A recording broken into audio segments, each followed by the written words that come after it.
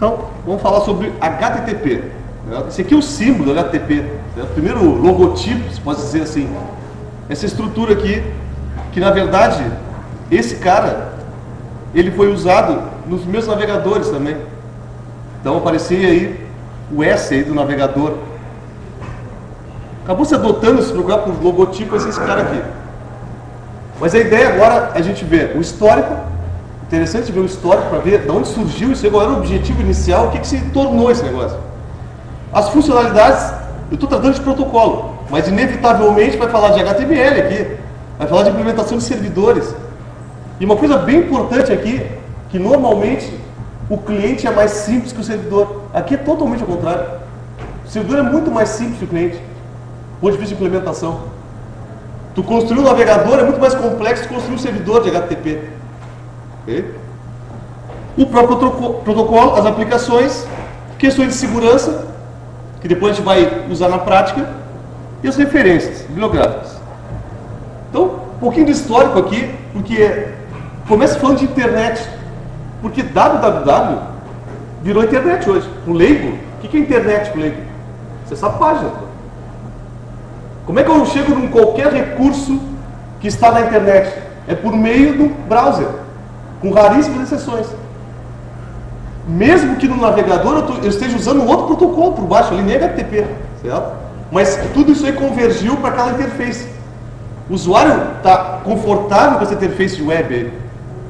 Então todos os sistemas migram para isso. Sistemas administrativos, tudo em cima disso aí. Então o cara pensou lá no início da história em fazer uma disponibilização de documentos para arquiteturas de computadores distintas e virou hoje a plataforma de desenvolvimento de sistemas. Okay? Baseado na ideia dele. Então aqui, inicialmente, certo?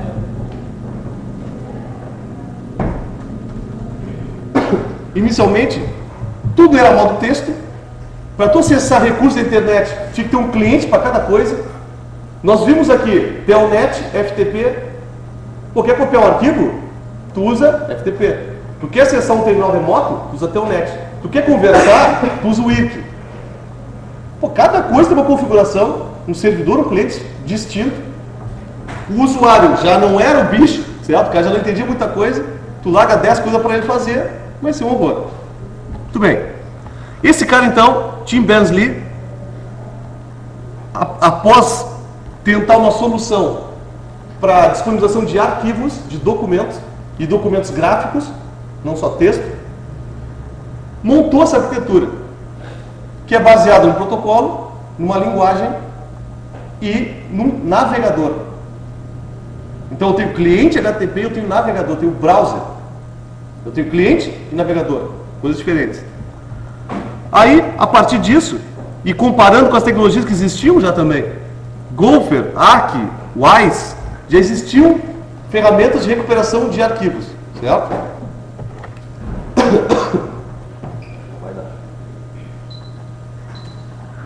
Já existia isso aqui, nós vamos usar algumas delas. Vocês vão ver, ainda existem servidores de Gopher, certo? Para vocês verem como é que eles funcionam. Bom, todos esses caras foram substituídos pelo www. Inevitavelmente. Por quê? Muito mais fácil usar. E outra, por que uma tecnologia ela acaba se tornando predominante? Primeiro, tem que ser simples. Primeira coisa, tem que ser simples. Se for um negócio complexo, cara, tem que ser muito bom. Tipo, por que celular se disseminou tão facilmente? A vovó telefona, cara. Sabe, isso é um conceito importante para nós na área de TI. A vovó pega o telefone, cara, que ela leve meia hora para entender como é que é. A vovó tem que enxergar também, né? Esse detalhe. Se ela enxergar ali, cara, ela consegue usar um telefone. Porque isso é algo natural hoje. Mas imagine o cara que iniciou a discagem telefônica. Tem que ensinar o cara. Hoje para nós é natural, disca aí o número. O que é discar? Navegador, clica aí no link. O quê? Mas tu precisa pensar nisso quando tu clica no link. As pessoas sabem o que é um link? Clica ali, ó. Clique aqui para acessar tua coisa. O cara nem pensa, clica ali, ó. O cara tem noções de mouse, mexer no mouse, ele navega na internet. Esqueça o mouse. Se eu tiver um tablet, cara, aperta o botão aqui, ó, ícone aí, aperta aí. É simples.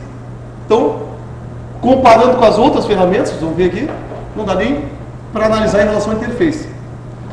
Bom, aí em 91 aparece o primeiro navegador web e o primeiro servidor de páginas, que era algo protótipo, certo? Um protótipo inicial. Em 93 aparece a primeira versão de navegador gráfico. Detalhe, gratuito. Para Windows. E também tinha para Unix. Que é o pai do Netscape e avô do Firefox. O código-fonte do Mosaic, por meio do Netscape, ele foi aberto. Quando se abriu o código-fonte do Netscape, a comunidade pegou o código-fonte e começou a criar vários navegadores. Um deles foi o Firefox. Poderia ser qualquer outra coisa. Porque quando os caras do Netscape abandonaram o mercado, vamos dizer assim, de navegadores, porque eles perderam para a Microsoft, isso aí é clássico, certo? O caso que a Microsoft acabou com uma empresa, certo? Acabou com a empresa chamada Netscape, que o mundo dos caras, na verdade, era vender servidores, mas vender navegadores também. Foi chamada guerra dos navegadores. O que a Microsoft fez? Disponibilizou de graça o navegador no Windows. O que o usuário ia fazer? Numa época que tinha linha de escada para fazer download. Eu vou baixar um navegador ou vou usar esse que está disponível? Nem preciso dizer, né? O que eles usar. Aí tinha a lei antitrust, né? O antitrust. O que é isso? O monopólio dos caras. Eu entro ali e aparece um navegador. O usuário leigo vai usar aquele navegador. Eu não tenho alternativa. Interessante disso aí é que se tu analisar o Outlook, por exemplo. O Outlook não está disponível, o cliente de e-mail ali. É que tu não tem um cliente de e-mail comercial, vamos dizer assim, que faça uma competição. Não tem. Certo? Tu vai usar uma ferramenta da tua empresa, ou tu vai usar o Outlook, ou tu vai usar um Lotus Notes, coisa do tipo assim. Mas essa foi a ideia. Então o Netscape acabamos, então tá beleza. Está aqui o código-fonte do Netscape aí, do navegador. Faça o que vocês quiserem com ele. Largar em GPL, né, na licença GPL. Então, pode pegar, explorar, não precisa dizer nada para mim. Pode explorar aí. Certo? E aí surgiu o Firefox. Aqui a interface do Gopher e do Wise, certo? Da mesma forma, tem o servidor, tem um cliente, esse aqui é o cliente. Como é que ele era baseado? Ele era baseado tipo em diretórios. Então, navegação de diretórios. Nesse caso aqui entraria, por exemplo, ali em antropologia. Entra ali, vai ter um documento, texto. Alguns tinham gráfico também, tinham imagens. E é bem simples o protocolo também, extremamente simples. Aqui o Mosaic. Veja que essa interface aqui do Mosaic, certo? E de onde saiu esse Mosaic? Da MCSA. Isso aqui é um centro de supercomputação, nem existe mais esse termo, certo? Americano. E os caras desenvolveram vários clientes aqui. Clientes de Telnet, clientes de FTP para DOS, para Windows. E o Mosaic, meu navegador gráfico aí. Isso foi usado gratuitamente. Isso aqui funciona no Windows 3.1, por exemplo. Aqui, se não me engano, essa interface é do 3.1. E esse exemplo de uso de serviços, que eu vou fazer agora aqui. Eu vou acessar, se é que ainda existe esse cara aqui, um indexador de servidores Gopher. Isso aqui era muito usado, pessoal, para bibliotecas, para acervos de bibliotecas. Veja que eu estou acessando esse cara aqui por HTTP. Mas olha o link lá, ó. Gopher. Tá? Vamos pegar um desses aqui. Não sei se tem alguma coisa viva. Dark Side of the Net. Protocolo não compreendido. Bom. Aqui ele tem um cliente para isso, certo? Deixa eu ver se eu acho ele aqui. Bom, depois nós vemos aqui, na prática, mostro para vocês ali, tem um clientezinho de Gopher, até hoje existe isso aí. Tu tem que botar aquele link ali, tu vai acessar esse cara, vai ter um ambiente texto para tu poder explorar. Bom, isso aqui é só para mostrar que existiam alternativas. As coisas não surgem do zero. Tá, o cara lá caiu na cabeça de uma maçã e ele descobriu um troço. O cara está baseando no que existia. Cara, isso aqui não serve para mim, para fazer um negócio parecido, mas melhor. E as coisas vão aumentando dessa forma. Ok? Bom, o que é o www então? O que é o World Wide Web? Por que esse termo? Porque as coisas são interligadas, esse é o objetivo. O que é um link, na verdade? Cara, é um apontador para outro recurso. Basicamente isso. Então, tu saindo de um link, tu vai passando entre vários recursos. Essa que é a ideia inicial. Esse cara aqui existe até hoje, o W3C, que é o World Wide Web Consortium. Esses caras definem o HTML, por exemplo. Quais são, por exemplo, os requisitos mínimos de um servidor? Esses caras têm um navegador, que é um navegador padrão. Tu entra num site e ele tem que ser apresentado naquele navegador. Aí eles vão perguntar assim, ó, pô, vem cá, o que tem diferença entre navegadores? Tem questões comerciais aí, certo? Por que na Apple não tem o Flash disponível? Porque é briga da Apple com a Adobe. O que isso tem a ver com o protocolo? Nada a ver, isso é comercial. Certo? São coisas assim que acontecem nesse mundo aí. Então as características: hipertexto, interface gráfica, dados multimídia, rapidez de divulgação das informações, acesso imediato e universal à informação, democracia na autoria do conteúdo. E aqui um negócio interessante, isso aqui em 91, existe um livro do cara explicando qual é a ideia dele. Tanto é que o primeiro navegador tinha editor junto, tinha um editor. Qual era a ideia? Que tu pudesse acessar o site e editar ele. Era esse o objetivo. Exemplo, vou acessar a Folha de São Paulo, eu poderia ali editar uma notícia. Esse foi o sonho do cara. É óbvio que isso não é viável, mas isso se tornou viável por meio de Wix, por meio de blogs. Dá para o usuário final a condição de criar informação. A internet, a ideia inicial dela qual era? Ter servidores com repositório de conteúdo e um monte de gente acessando. O que é a internet hoje? É um monte de repositórios de informação, com múltiplas pessoas acessando de forma dispersa. Esse era o sonho do cara. Isso aí chegou quando isso? Sei lá, no Web 2.0. O Web 2.0 isso começou a aparecer. Tá? Bom, e facilidade na procura de informações, isso aqui, na verdade, se concretizou com as máquinas de procura. Ou com catálogos, como o Yahoo, que era um catálogo estático. Catálogo estático, cara. O que é isso? Eu quero divulgar meu site, eu mando e-mail para os caras do Yahoo, os caras obrigados, eles vão lá e botam num catálogo estático, uma página com links. Aí começa a botar categorias naquilo. O Yahoo começou assim.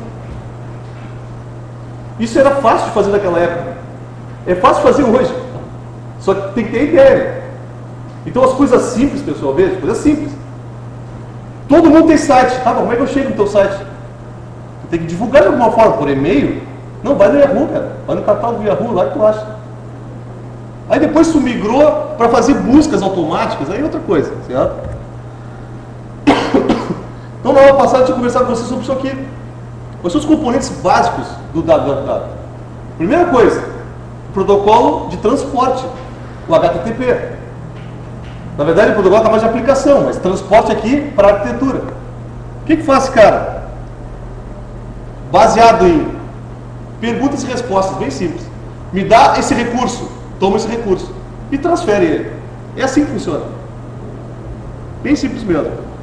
Os clientes. Tem cliente gráfico, tem cliente modo texto, mas a ideia dele qual é? É poder, a partir de links, ir fazendo todo o caminho até chegar ao recurso que eu quero. E aí pode ser gráfico ou não, certo? Não interessa. Os servidores, disponibilizar arquivos. Então imagine só, o que é um servidor web? Eu pego meu navegador, solicito no nosso servidor interno aqui, Mussum, me dá a página inicial aí. Eu tenho um código para isso, isso é o protocolo. A mensagem ele interpreta lá como me dá a página inicial. O que ele faz? Ele manda o HTML para mim. O meu navegador aqui recebe o HTML e renderiza para mim visualizar. Só quando eu faço isso, eu não baixo o HTML, eu baixo imagens também. Eu trago para mim a imagem. A imagem não fica no servidor, é tudo transferida, é tudo download. Ah, mas sempre faz download? Não, tem cache. Meu navegador solicita para o Mussum, verifica no cache local. Ele só manda um cabeçalho de aquisição. Essa imagem aqui, tu tem uma mais nova? Não tens? Então eu vou ficar com essa aqui que está no disco. Isso são melhorias, certo? Essas são melhorias baseadas no cliente. E no servidor também, né? Essas trocas de cabeçalho aí. E a linguagem HTML. Hypertext Markup Language. Que faz grande diferença, certo? Com certeza. O HTML foi sempre assim? Claro que não, cara. O HTML não tinha tabela no início. Não tinha formulário. Pô, se o HTML não tem formulário, Como é que eu vou tornar uma página dinâmica? Não tinha página dinâmica. É tudo estático. Como é que eu vou fazer o usuário mandar dados para o servidor e ele me responder alguma coisa? Gambiarra, né? Claro. Vou na gambiarra. Apareceram os primeiros CGIs. O que era isso? O cara fazia um programa em C no servidor, o cara fazia uma requisição, mandava um negócio qualquer, com um formulário que só naquele servidor funcionava, e aí ele fazia alguma coisa. Por isso que era importante na época, por exemplo, servidores da Netscape, servidores da Microsoft, tinha uma grande diferença. Hoje, o servidor de páginas mais popular é o Apache, que é software livre. E foi um projeto que impulsionou o Linux no mundo empresarial. Eu não uso o Linux porque é Linux. Eu uso o Linux por causa das aplicações. Eu falei isso para vocês. Sistema operacional, eu não uso sistema operacional. Sistema operacional tem duas funções básicas. Gerenciar os recursos de hardware e gerenciar as aplicações. Deu? O que eu uso? As aplicações. Então eu não vou usar Linux porque é melhor que o Windows. Não existe isso aí. Eu vou usar o Linux porque o servidor de páginas, Apache, eu consigo fazer várias coisas que nenhum outro faz. Olha a diferença. Mesmo pago. Foi aí que alavancou o mundo Linux, certo? Digamos, a plataforma Linux no mundo corporativo. Muito bem. Então é mais ou menos isso aqui. Um diagrama básico. Claro que eu tenho o HTTP e eu tenho criptografia também. Isso aí é uma coisa que nós vamos ver depois. Além disso, no meu cliente aqui, eu tenho outras tecnologias. Eu tenho JavaScript, VBScript, ActiveX, Flash, Shockwave, e vai listando aí. Qualquer plugin que eu coloco no navegador, vamos embora.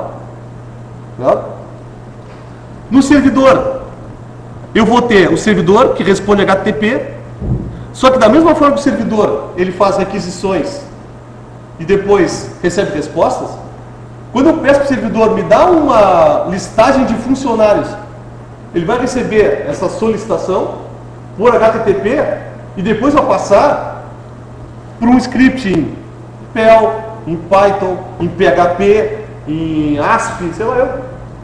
Esse cara vai conectar no banco, que vai trazer informação, formatar HTML e devolver para o cliente. O meu clientezinho está usando HTML. Ele não sabe o que é banco de dados, não sabe nada disso aí. Então simplificou muito, certo? Basta que eu tenha um formulário para preencher e do outro lado lá alguma coisa acontecendo. Essa estrutura aqui é válida até hoje. A evolução do protocolo, então. Aquela arquitetura. Protocolo, na verdade, o primeiro homologado foi a versão 09, definido em 91. Na verdade, tiveram outras versões, só que elas não foram populares, não foram disponibilizadas, certo? Os caras usavam em protótipo. O que tinha esse cara aqui? Suporte somente para o método GET, que a gente vai ver depois os métodos. Tem método POST, certo? Tem outros métodos de mandar informações para o servidor. Sem suporte ao MIME, o que é o MIME? Por exemplo, eu quero ir no servidor e baixar um vídeo. Ou melhor, eu quero tocar um streaming. Se eu não tiver diferenciação de tipo, eu vou trazer texto. Certo? E texto não me resolve. É um arquivo binário. Então o MIME, na verdade, diferencia o tipo de arquivo. Essa aqui é a ideia. Depois a gente vai falar sobre esse cara aqui. A ideia era HTML, purinho. A 1.0 foi a primeira versão amplamente utilizada. Existe isso ainda? Pô, cara, só foi uma versão muito antiga aí. O que a gente vai fazer hoje? Vamos usar navegadores antigos, usa a versão 1.0. Suporte a objetos multimídia, métodos adicionais e cabeçalhos HTTP, certo? Com os cabeçalhos HTTP, começou a ficar interessante a questão do cache. Pô, se eu tenho como verificar se a informação que está no servidor ela é igual ao que eu tenho, eu não preciso buscar essa informação.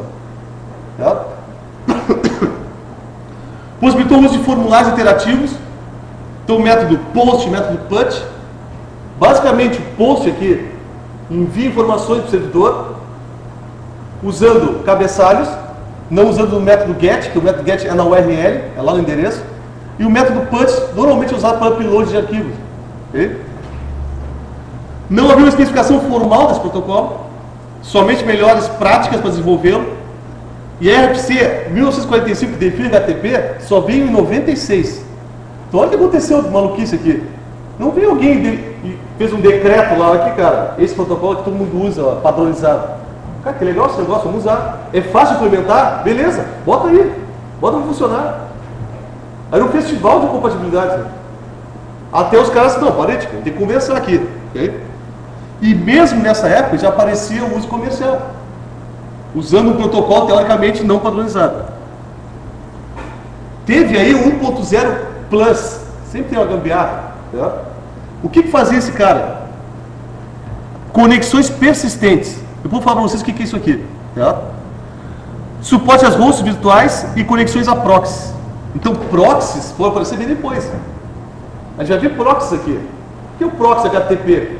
Eu solicito uma página, mando para o proxy. O proxy conecta no servidor remoto, traz o HTML, os dados que eu estou trazendo, e devolve para mim. Qual é a vantagem? Guarda num cache centralizado e eu posso realizar filtragens. Tá? Isso é uma das coisas. Na RFC 2616 se define então o protocolo que é usado hoje. Melhoria do projeto do protocolo, como um todo, introdução de melhorias de desempenho, otimização de funcionalidades. Por exemplo, esses caras aqui, ó, vieram todos para cá. Então essas extra-oficiais viraram oficiais. E suporte a aplicações mais sofisticadas. Então eu tenho cabeçalhos diferentes que eu posso usar aplicações fora do pensado, que é transferir arquivo. Aí tem aqui um link com as diferenças, né, do 1.0 e 1.1. Isso aqui é bem visível, a gente consegue forçar isso, usando a Apache depois. O URL, então. Como é que é montado essa URL? Isso aí segue um padrão. Então veja só. A URL ela é mais genérica. Isso aqui é um Universal Resource Location. Locator, na verdade. Como é que é esse formato?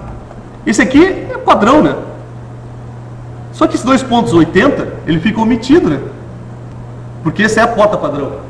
Se eu quiser usar uma porta diferente, vou usar 2 pontos, uma porta diferente. Que mais aqui? Por exemplo, ó, uso de FTP. Usuário, senha, arroba, o caminho. Se eu estou usando uma senha lá no meu servidor de páginas e eu quero acessar direto pela URL, eu tenho que usar esse formato aqui. Esse cara aqui é uma âncora. Então lá no HTML tu tem uma opção que é o seguinte, tem uma opção de link, que é um link externo, e tem uma opção de âncora, que é um link dentro da própria página. Tipo uma seção. Eu quero uma seção daquele HTML. Então tem que ter uma forma de representar isso. E aqui que é bastante comum hoje, né? Que é passar parâmetros. Passar parâmetros, botar interrogação, e comercial, e eu vou botando parâmetros. Ok? Os códigos de estado. Esses códigos aqui a gente vai visualizar na Sharp.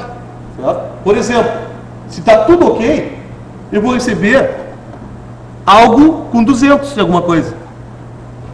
O 100 é informacional. 300 de alguma coisa, 304, que é muito comum, redirecionamento. Como é que isso acontece? Eu posso acessar uma página, uma URL, quando eu acesso ela, me redireciona para outra. Como é que isso aí acontece entre servidor e cliente? O servidor conecta, o cliente conecta o servidor manda um 304 para esse cara aqui e diz qual é o caminho que ele tem que ir. O teu cliente vai para lá. Então, tu conecta no servidor original, o servidor original te manda uma mensagem, um cabeçalho, e diz, ó, cara, essa página mudou de lugar, não está mais aqui. Vai para o destino correto. Isso é tudo troca de cabeçalhos. Bom, o mais comum, né? 404, not found. Not found, isso é o mais comum, né? 404. Não, mas tem outros, tem 403, que é forbidden, não permite listar, não tem algum bloqueio por IP. E os erros 500 são erros normalmente de servidor. Muito comum, erro 500, internal server error. Você já viu esse erro aí em algum lugar, certo? Erro 500. É claro sim, pessoal, esses erros todos são customizáveis. Olha o erro do Google. Olha o not found e tal. Forbidden, isso aí é coisa Apache. No IS apareceu outra coisa. A gente vai criar aqui os HTMLs customizados. Quando é 404 no servidor, eu redireciono o cara para a página inicial. Por que dá um erro para ele? Não, bola a página inicial. Mando ele para uma página de procura. Ah, errasse aqui, deve ter... Cara, faz a busca aqui. Isso é possível fazer. Aqui o nosso internal server error. Serviço indisponível. Isso aqui aparece, esse erro aqui aparece, normalmente, esses erros 500, quando tem excesso de conexões, tem limite de largura de banda que foi estourado quando tem provedores. Tipo, tu tem um limite de largura de banda, está excedido, vai receber algo desse tipo. E aí bonitinho, né, com uma imagem e tudo. Mas pensa só, cara, o cara está acessando no servidor, ele está com largura de banda estourada. Aí quando tu dá o erro para ele, tu manda uma imagem de 1 mega. Tá de piada, né, cara? É uma piada isso aí. Os erros têm que ser simples. Certo? Os erros têm que ser simples. Pô, vou devolver pro cara um HTML gigantesco, o cara tá me sacaneando, tentando me acessar. Então tem que ter um bom senso aqui. Somos nós que criamos esses caras aqui? Não somos nós. Não deveríamos ser. É o pessoal que desenvolve sites. Só que os caras às vezes não têm noção disso. Então tem que orientar os caras. Olha aqui essa página aqui, cara. A página inicial do nosso site tem 5 mega, cara. Se juntar todos os objetos que tem naquela página, tem 5 mega. Um cara acessando de fora, ele vai baixar esse monte de objetos aí e vai ser um horror. É muito bonito, legal, mas ninguém vai acessar. Então tem que pensar nesse tipo de coisa quando se faz isso aqui. Bom, relação do protocolo, que é a parte mais importante aqui, que nos interessa mais. Baseado em requisições e respostas. Então na versão 1.1, o protocolo foi padronizado da conexão persistente para aumento de desempenho. Então olha só, o que acontece aqui nesse caso? Primeira coisa, vou acessar um site qualquer, tem que saber qual é o IP dele. Então há uma resolução de DNS. Vou botar www.google.com. Vai me devolver um IP, desse IP eu vou conectar. Faça a conexão TCP na porta 80 e faça uma requisição. Onde eu estou dizendo que eu estou fazendo uma requisição? Quando eu boto http://www.google.com/, o que eu estou pedindo lá do servidor do Google? Me manda a página raiz. Lá na URL eu estou dizendo isso, eu já estou pedindo ali. Esse pedir aqui para nós é um GET, é um método GET. Se eu botar um caminho completo, por exemplo, google.com/maps/, eu não quero a página inicial, eu quero a página inicial do diretório chamado Maps. Então ele vai me trazer a página inicial do Maps. Quero baixar um arquivo ISO 192.68.200/123.ISO. Eu quero aquele arquivo, cara. Eu vou trazer do servidor e vou guardar no meu disco. É isso que eu vou fazer. Eu já estou requisitando. Okay? O servidor da sua parte, o que ele faz? Existe esse arquivo aí? Primeira coisa que vai acontecer. Estou solicitando um arquivo ISO. O servidor vai mandar assim, ó. Mensagenzinha para ti, meu velho. 404, not found. Como é que o meu navegador apresenta isso? Depende. Se for o Chrome vai ser de um jeito, o Transport vai ser do outro, o Firefox vai ser do outro, ou eu posso usar o erro que vem do servidor, que seria o mais correto. Vai aparecer lá a mensagem na minha tela, lá, 404. Ou uma imagem bonitinha, uma caveira. Não tem aqui, meu velho, não vem. Tá? Vocês definem isso. Tá? Então, se dá erro ou acerto, é uma mensagem. Essa resposta aí. Sempre lembrando, né, pessoal, antes de fazer qualquer coisa, eu tenho que iniciar uma conexão TCP. Iniciei a conexão TCP, próximo passo, mando uma requisição, espera a resposta e depois o conteúdo que eu quero. Essa é a sequência. Aqui tem a diferença entre as conexões seriais, que é o início da história, e as conexões persistentes. Então, interessante é o seguinte, ó.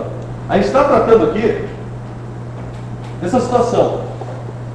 Eu tenho um cliente, tenho um servidor. Como é que é no início da história? A página que eu tenho aqui, eu vou requisitar ela usando algo do tipo 192, 168.200.3.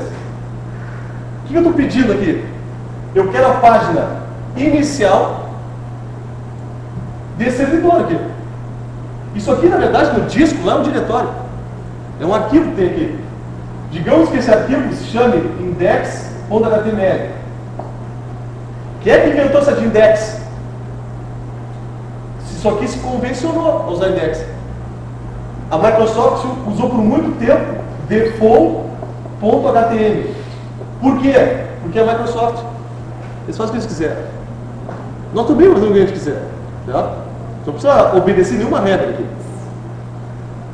Quem define quem é o indexador, quem define quem é o indexador aqui, o servidor define. Certo? Mas tudo bem. Eu quero isso aqui.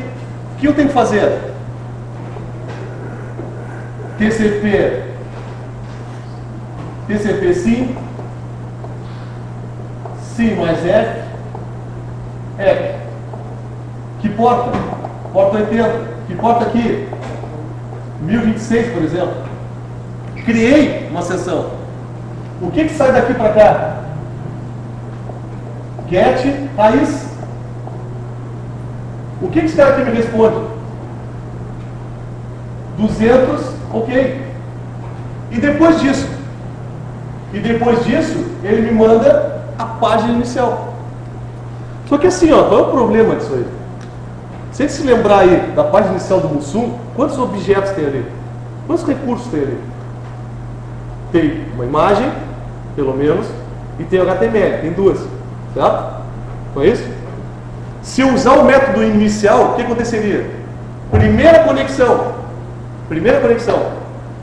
Baixa o HTML. Cria uma segunda conexão.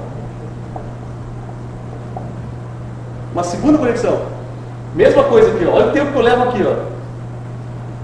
Cria uma nova conexão, aí faz um get imagem. É isso que vai acontecer. Qual é o problema disso aqui?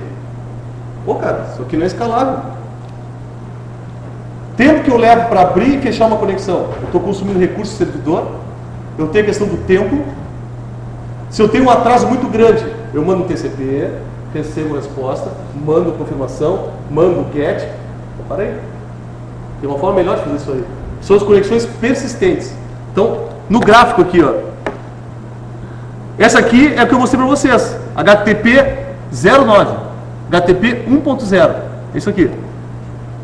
Uma requisição, uma resposta. Fecha a conexão TCP. Novo objeto. Nova conexão. E aí vai indo. Persistente. Tu cria o conceito de transação.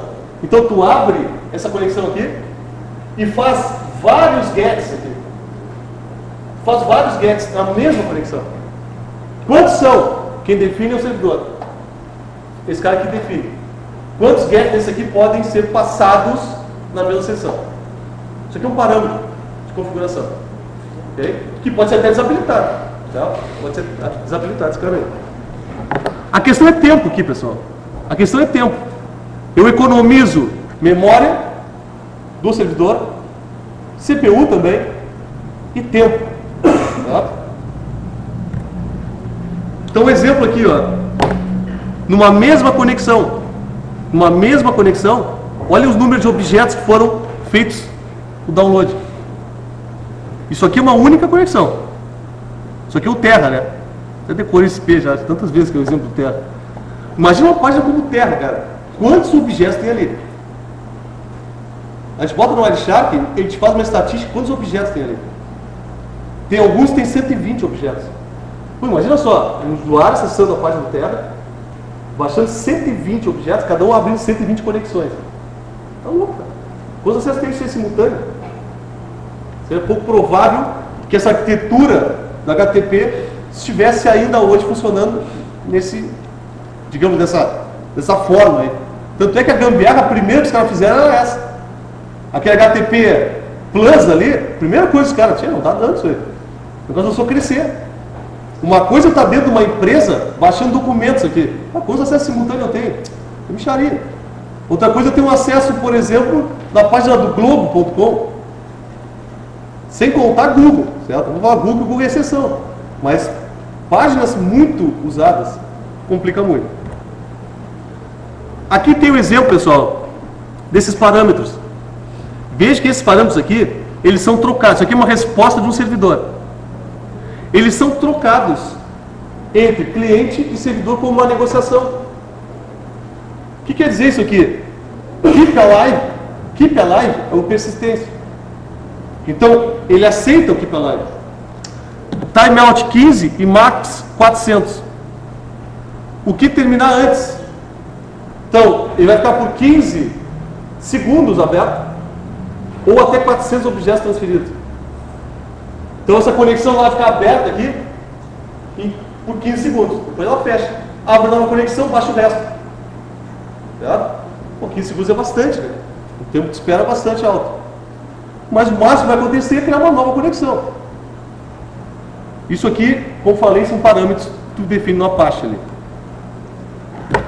Aqui outro exemplo, né? Do Terra, por exemplo. Isso aqui é o Terra mandando. Né? Vê, isso aqui é barbado de fazer no Wireshark, né? Só botar ali meu cabeçalho. Ele bota ali 115. 115 o que é? Bananas, abacaxis. Teoricamente devem ser objetos aqui. Tá? Como é que funciona o servidor, então? Servidor HTTP. A ideia bem básica aqui é a seguinte. Estabelece conexão TCP com o cliente, recebe a aquisição, lê o que o cara quer. Ele está me jogando informações de um formulário, está me jogando um arquivo, ele está solicitando uma página. O que ele está fazendo? Processa, interpretando a aquisição. Tio, o cara quer um arquivo que eu não tenho. Como é que ele vai saber que ele não tem? Ele vai no disco. Olha o diretório. Tem esse arquivo aí? Não tem. Devolve para ele. 404. Tenho. Mas ele não tem permissão de acesso. Devolve 403. Tenho. Ele precisa de uma autenticação. Devolve a autenticação para ele.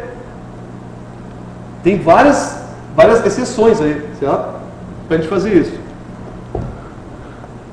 Constrói a resposta, então, baseado nisso aí. Mais comum, se tiver o recurso 200 OK. Envia a resposta. Registra a transação num arquivo de log. Então vai dizer lá, ó, o cliente de IP tal usou tal recurso em tal hora, com a resposta tantos bytes, aí vai depender do servidor. Então a ideia é bem essa aqui, seguindo essa ordem, né? Inicia a conexão, recebe a requisição do cliente, processa, verifica normalmente no armazenamento aqui, e veja que esse Object Storage pode ser qualquer coisa. Eu posso estar requisitando um banco de dados. Então, esse processar a requisição pode ser o uso de PHP. Onde é que fica o PHP? Aqui. Onde é que fica o JSP? Aqui. O ASP. O mod Python. O mod Perl. São módulos do servidor. Então eu vou criar uma aplicação aqui em Python. Aqui. O cara solicita um caminho assim, ó. Raiz.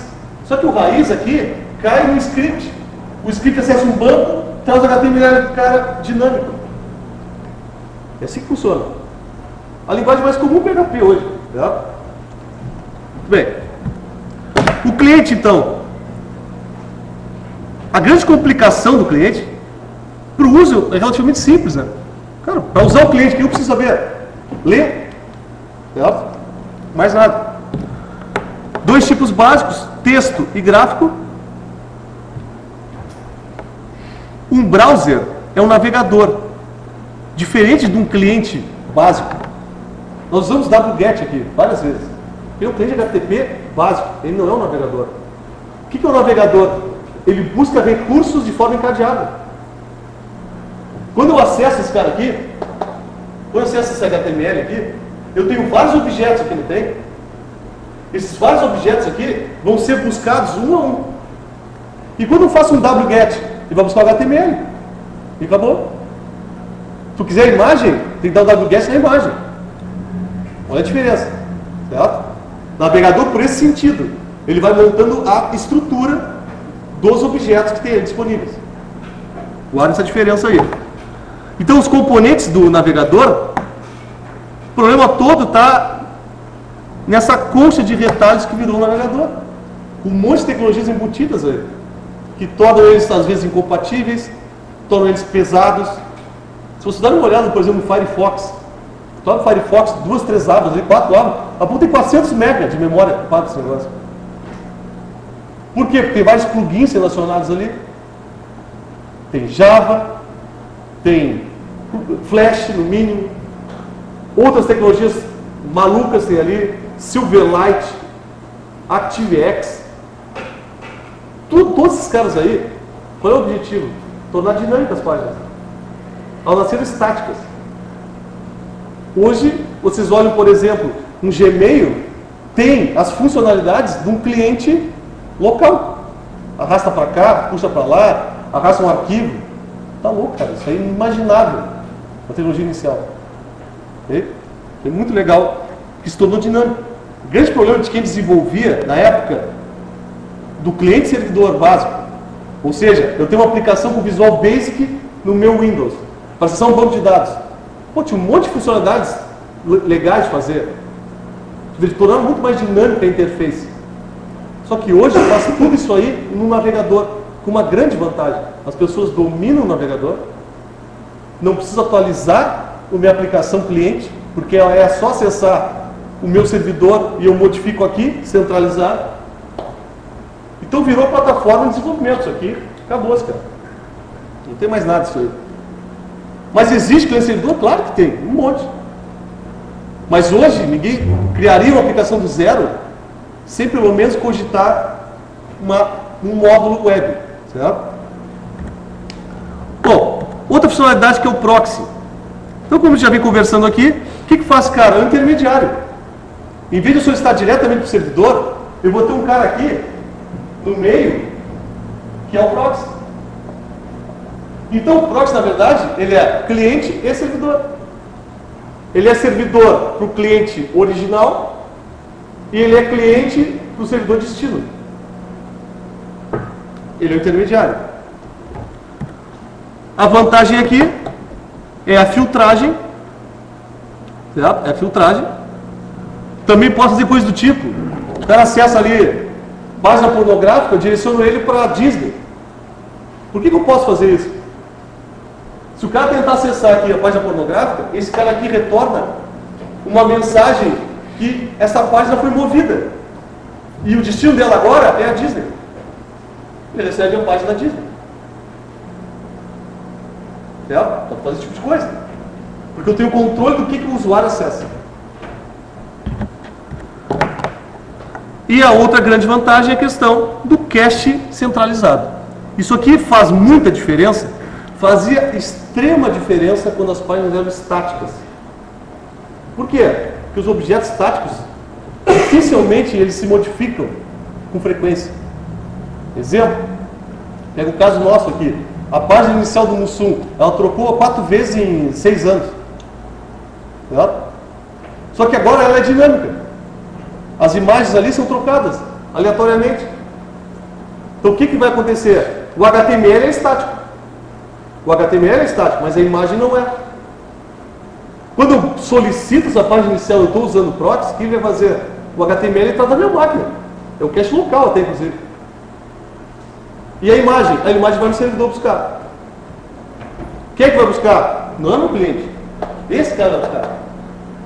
Ele busca. E eu acesso daqui. Okay? Então o cache ele acontece mesmo sem proxy.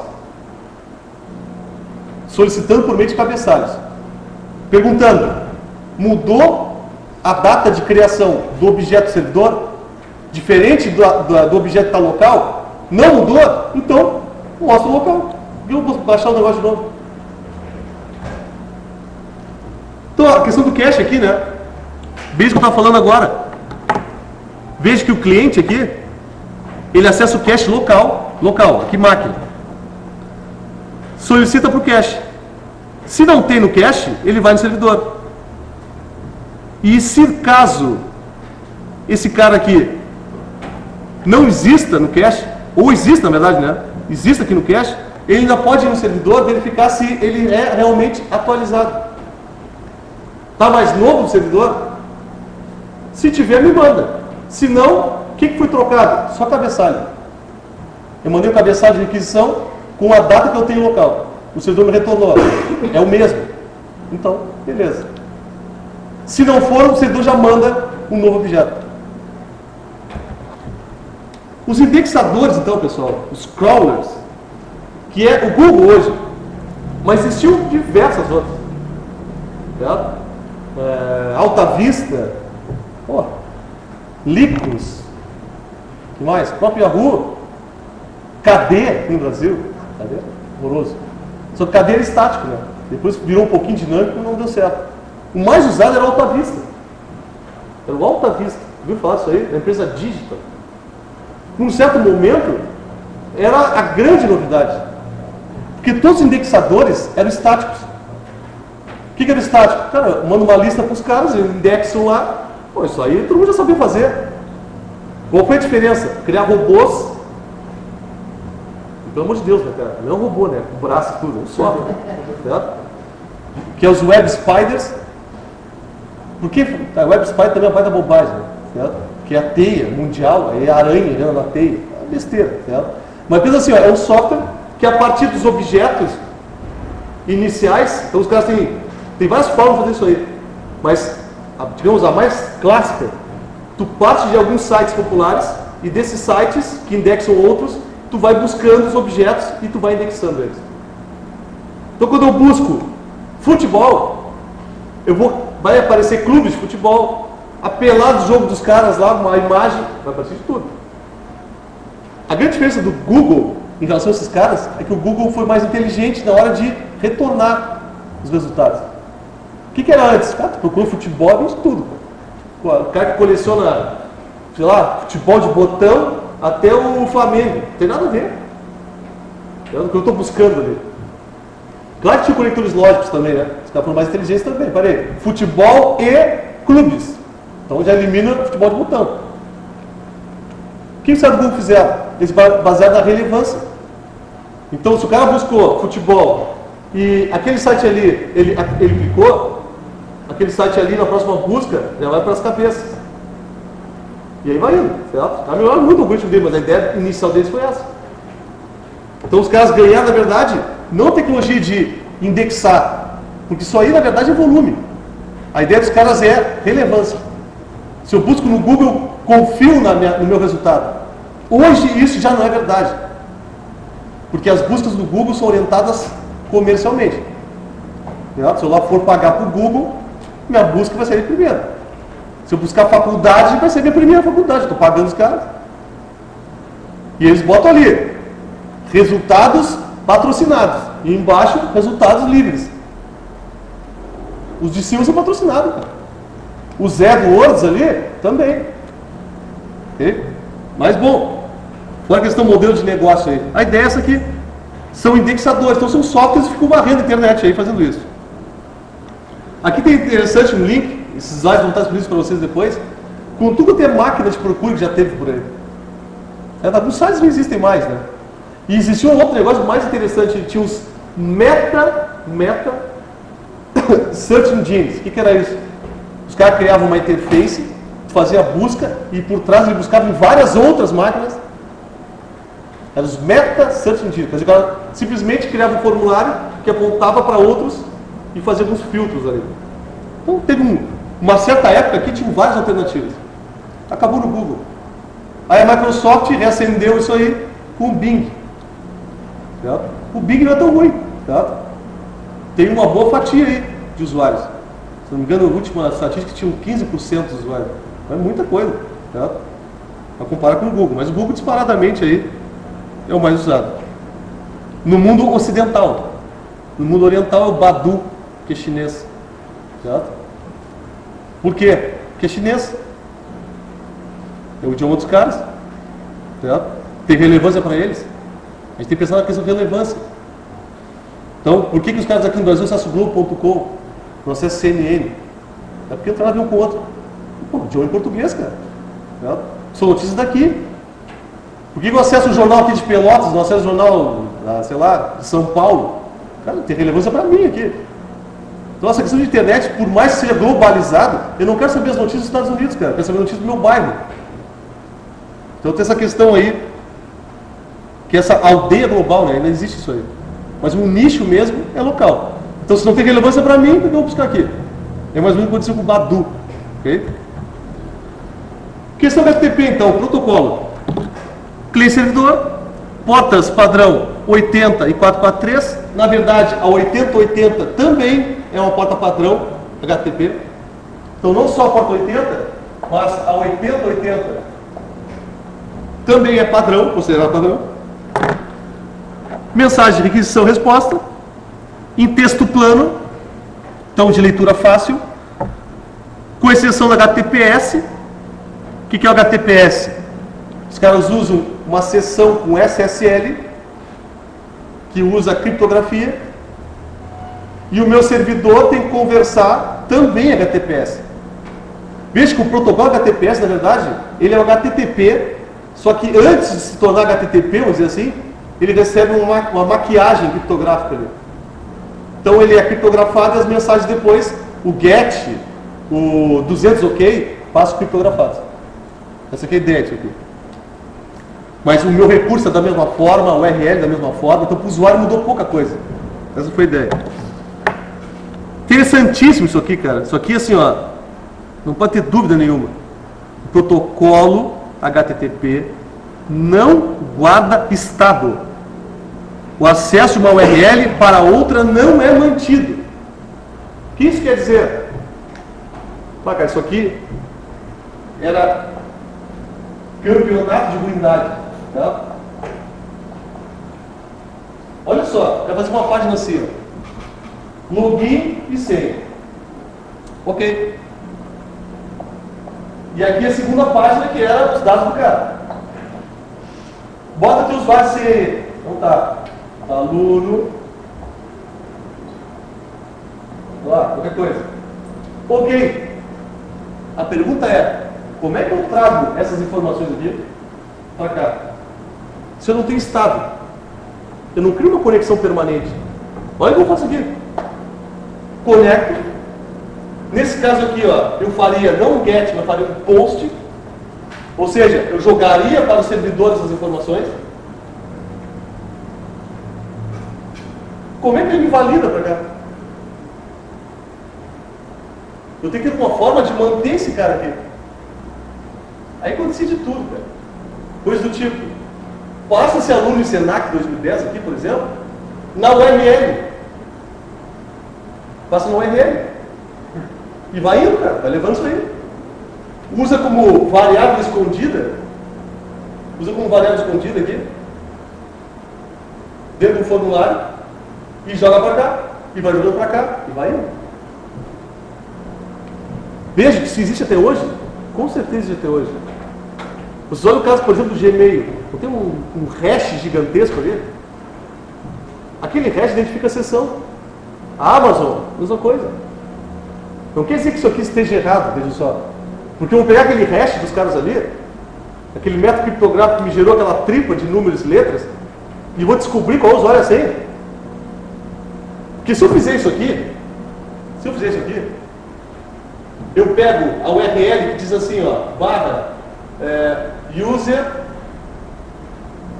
ponto, sei lá, vou botar aqui, PHP, não, pode ser, PHP, interrogação, username igual tal coisa, e comercial, password igual não sei o que. Você já viu várias vezes a URL assim.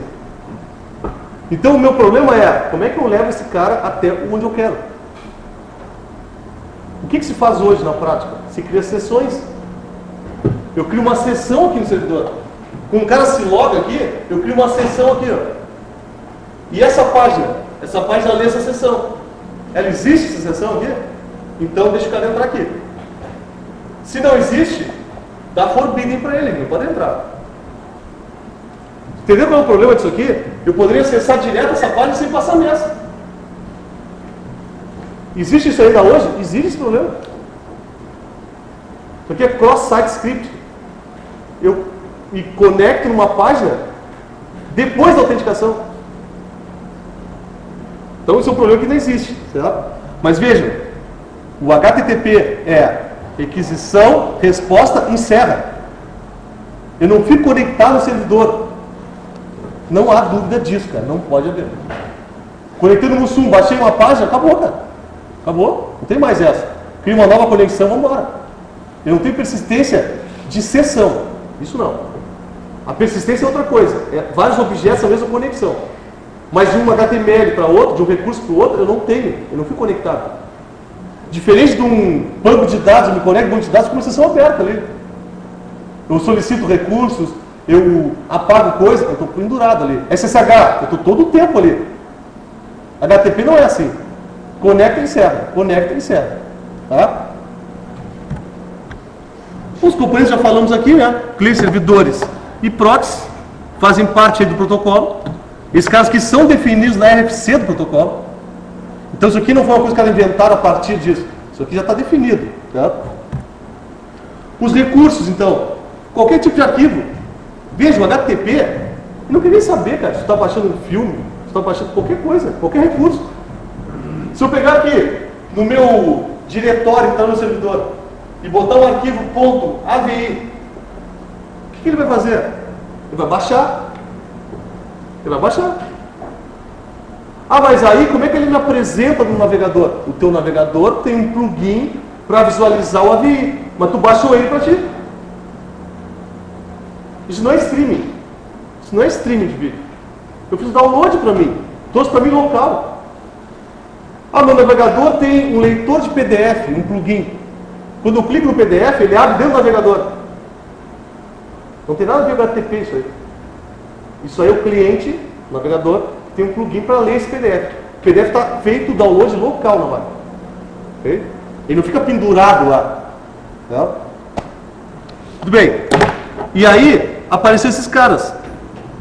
Criaram um MIME. Isso aqui, na verdade, foi usado para e-mail também. Okay? Eu defino os tipos. Ó. Com esses tipos aqui, eu consigo montar plugins. Exemplo, estou baixando um arquivo do servidor. Que tipo de arquivo é? É um arquivo PDF.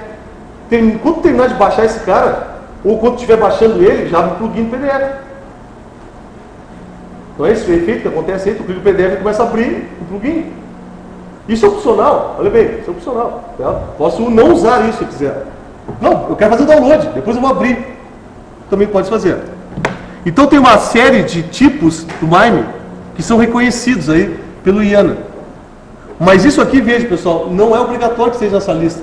Vocês podem criar um formato próprio de vocês e a partir daí usar um plugin no navegador sem vida. Certo? Os métodos, então. O que são esses métodos? Como é que eu busco recursos? Como é que eu acesso recursos? Como é que eu envio dados? O mais comum é GET. Solicita. Solicita ao servidor alguma coisa. O POST envia dados do cliente para a aplicação. O POST é usado em formulários. Certo? O PUT escreve documentos do servidor. Ele faz o papel inverso do método GET. Então, na verdade, quando é que é usado isso aqui? Quando é upload de arquivo. O download é GET, certo? O download é GET. Quero baixar o negócio aí. Quero mandar um arquivo para o servidor. Eu vou usar o método PUT. Onde é que define esse método aí? Quando tu cria um formulário. Depois de dar uma olhada em formulários aí, em HTML, para vocês verem. Tu define lá no formato dele qual é o método a ser usado. Quem define é o desenvolvedor. Existe um para pagar recurso servidor também. Pô, onde é que é acionado isso aqui? É raro, certo? É raro ter esse método ativado. Delete. O que seria? Do navegador eu pagaria um recurso do servidor. Nunca vi isso aqui em produção, em lugar nenhum. Certo? Mas isso é usado, vejam só, num protocolo chamado WebDAV, que é uma forma de acessar arquivos por HTTP. Então tu consegue usar delete porque tu usa recursos de arquivos. Imagine um servidor de arquivos via HTTP. É o que é o DAV, certo? WebDAV. O Apache, servidor de páginas, tem recursos para isso, o IS e outros. Aí tem um cliente, obviamente, tem todo um rolo aí. E o head? Simplesmente é o método get, mas responde só com cabeçalho. Então assim, ó, o head é usado naquele caso do cache. Tu vai mandar para o servidor só um cabeçalho. Esse arquivo aqui, ó, tem um mais novo?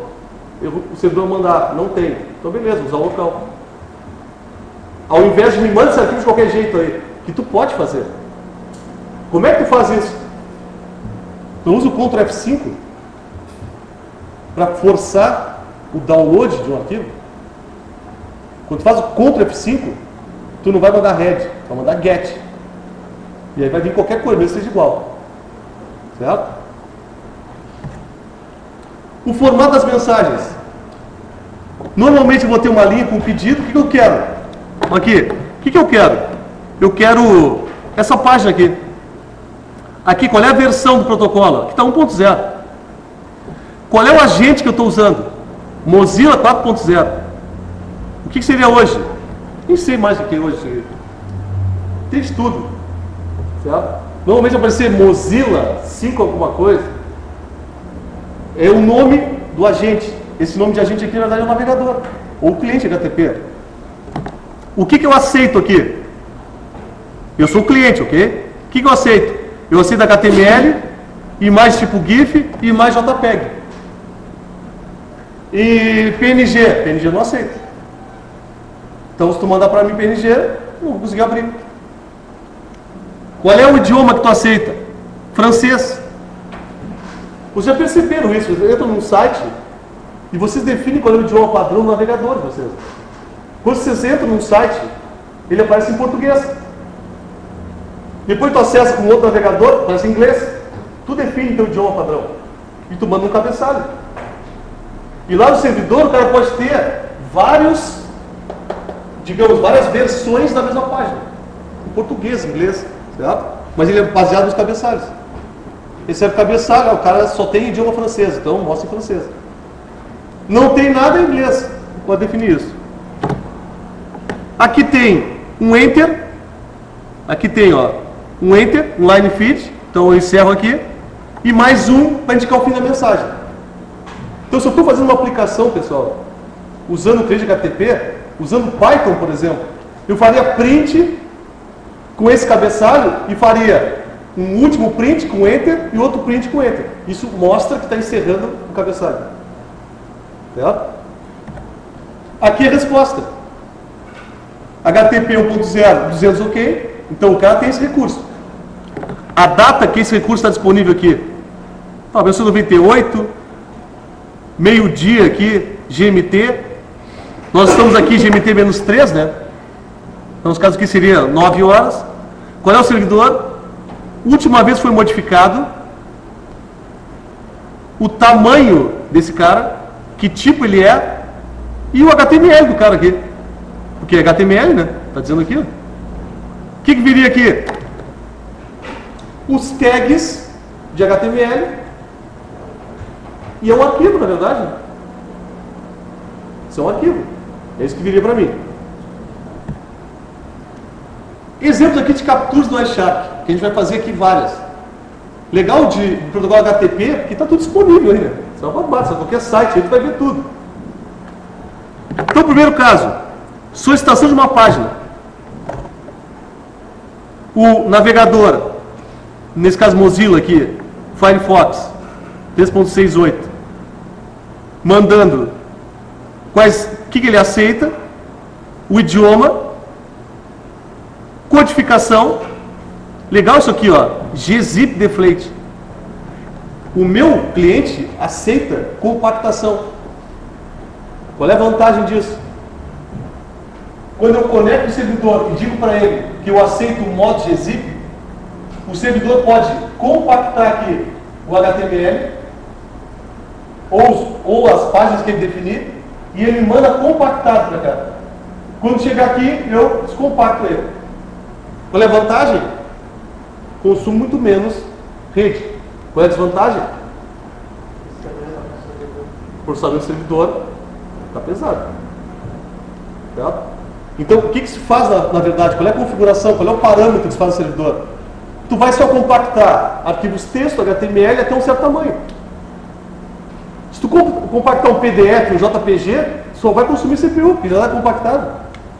Ok? Bom, eu solicitei isso aqui. O servidor me mandou essa resposta. Então, até aqui é cabeçalho. Até aqui é cabeçalho. Inclusive, ele manda um negócio aqui, ó, expires.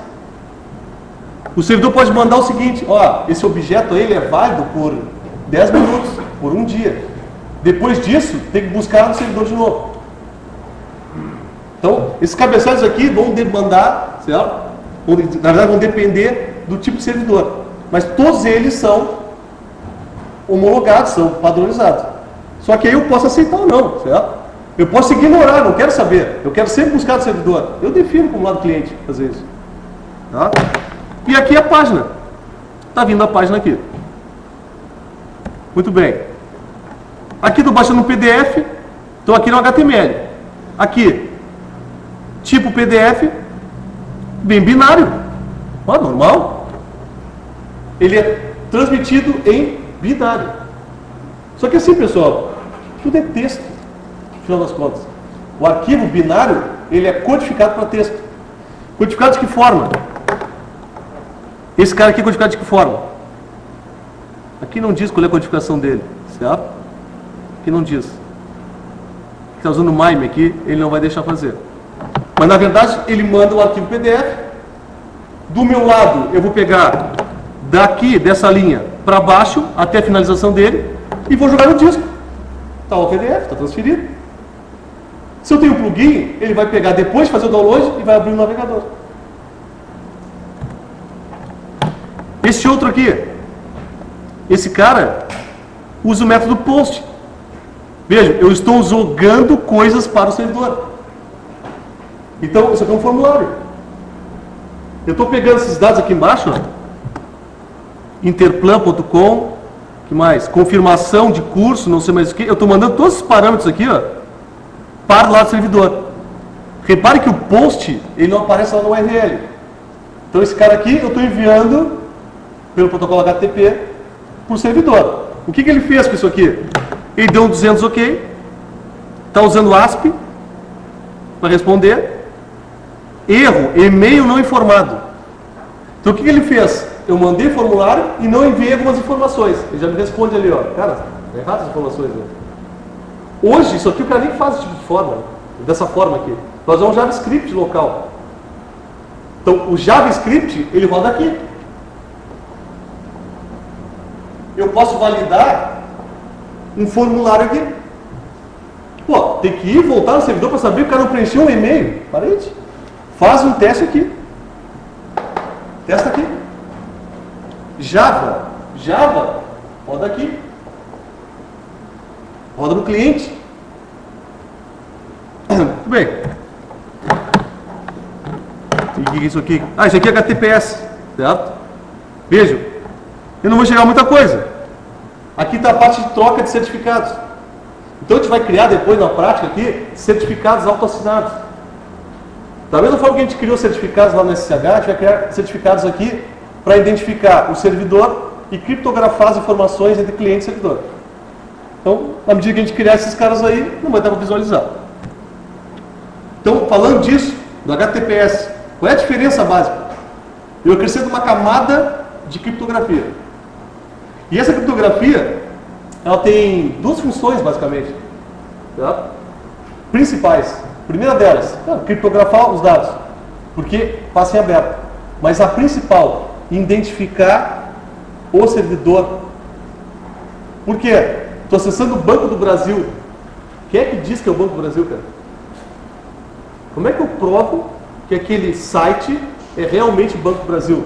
Porque diz bancodobrasil.com.br. Nós vimos um pouco de DNS aqui. Eu posso fazer um redirecionamento e jogar o cara para a página que eu quiser. Mas como é que eu identifico unicamente isso? Pelo certificado do Banco do Brasil. Tem um certificado válido. Mas nada impede do cara que está forjando esse site criar um certificado válido também ou entrar no Brasil. Isso é muito mais difícil. Okay? De qualquer forma, o HTTPS tem a função adicional de segurança.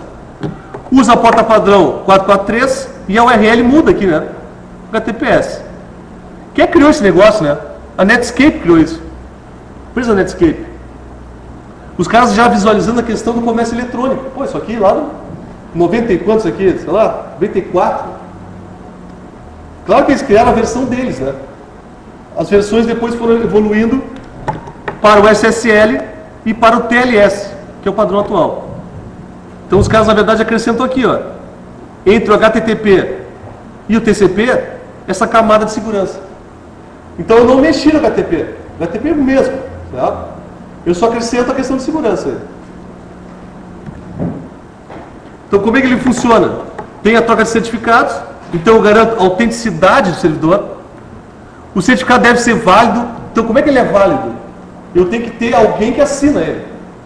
Quem é que assina ele? Tem que ser uma autoridade certificadora. Quem é, por exemplo, a VeriSign? Aqui no Brasil tem governo, certo? SetSign, o governo faz isso. Seria tipo um cartório. Certo? Um cartório assim, ó, eu quero registrar esse certificado. Tu vai levar um documento pessoal teu, ó, tá bem, estou dando fé aqui, fé pública. O cara vai lá dar fé pública. Ok. Garanto que tu é tu. Beleza. Essa é a forma. Certo? Certificados. Muito bem. Então essa troca de chaves aqui, elas vão acontecer antes de haver troca de mensagens. Então pensando no nosso caso de desempenho aqui, eu vou ter a conexão, vou ter sempre TCP, não tem conversa. Depois eu vou ter uma troca de certificados, depois eu vou ter o envio de mensagens. O HTTPS em relação ao desempenho é melhor ou é pior que HTTP? Não pode ser pior, né, cara? Não tem como. Não tem como tu avaliar isso. E outro detalhe, em relação a desempenho do servidor. Vejam só, hoje vocês olham o Google, é tudo HTTPS, cara. Certo? A busca é HTTPS. Se tiver um usuário do Google te logar ali para fazer uma busca, ele usa HTTPS. Qual é o problema disso aí? Da mesma forma de desempenho, use CPU, use de memória. Uma coisa é usar algo sem criptografia, outra usar criptografia. Tu bota 1000 usuários sem criptografia, tu bota 500 com criptografia. Na mesma máquina, para ter o mesmo desempenho. Então tem que se avaliar isso também. Certo? Por isso que não se usa tudo com HTTPS. Esse é um dos motivos. Além do que tem que pagar o certificado também. Que não é um grande problema hoje, custar 100 pila por ano, 150 pila por ano, compra o certificado. Okay? Então um exemplo certificado aqui, né? Da própria Netscape. Tem um prazo de validade. Então tem que pagar anualmente isso aí. Tem uma identificação única, que é uma assinatura. E tem um órgão que valida esse cara. Então ele é expedido por alguém. E essa empresa é a empresa que, na verdade, dá o aval, certo? Que valida esse cara. Então, em relação a HTTP e HTTPS, o que muda aqui, na verdade, né? Essa camada aqui tem a mais no HTTPS. Então, essa troca aqui, ela acaba existindo. De resto, não tem. Só que está sendo grafado aqui, ó, que tem que criptografar, descriptografar tudo. Cada pacote que é enviado entre os dois. Naquela seção ali. Ok? Bom, chegamos em aplicações. Vai ser a nossa primeira parte aqui, nossa prática. Cliente servidor HTTP existe maioria dos operacionais. Certo? Todos, praticamente, hoje. Método mais utilizado para acesso a informações e serviço de internet atual. Então, internet é www. Querendo ou não. Versões comerciais, freeware e código-fonte aberto. Interessante a questão do navegador, né? Vocês conhecem hoje algum navegador pago que não seja para equipamento móvel? Equipamento móvel tem pagos, certo? Mesmo um valor irrisório, eles são pagos. Vocês conhecem algum para Windows? Linux com certeza não tem. Existe isso? E é complexo, cara. Não é um software trivial, qualquer um faz. Veja que isso aí é muita questão histórica. Já que tem um concorrente forte, como o Chrome, como o Firefox inicialmente, E a Microsoft disponibilizou desde o início de graça. Não existe um modelo de negócio isso aí. Na época do Netscape, existia o Netscape simples e o Netscape que era pago, que tinha um editor de HTML junto. Então tu pagava aquele editor, se tu quisesse. Mas aí começaram a aparecer vários editores gratuitos melhores ainda. Aí os caras, não, deu. Você não tem mais mercado para isso aí. Okay?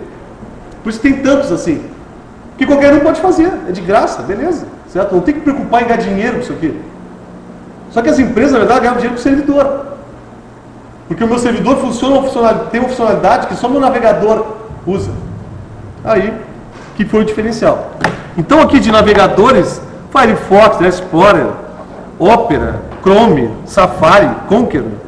Servidores, disparadamente o Apache aí, mas o IS da Microsoft, o Lite HTTPD, o Nginx, são alternativas aqui ao Apache. Okay? Principalmente esses caras são voltados para desempenho. Nginx e o Lite HTTPD. Tá? Beleza. Então aqui os navegadores mais comuns aí. O Opera também muito usado em dispositivos móveis, né? Grande nicho de mercado aí. Interessante do Opera assim, né? Quantas coisas são novidade no navegador? Abas, uma grande novidade. Putz, tem no Opera desde o início dos tempos. Aba. Todo mundo copiou os caras.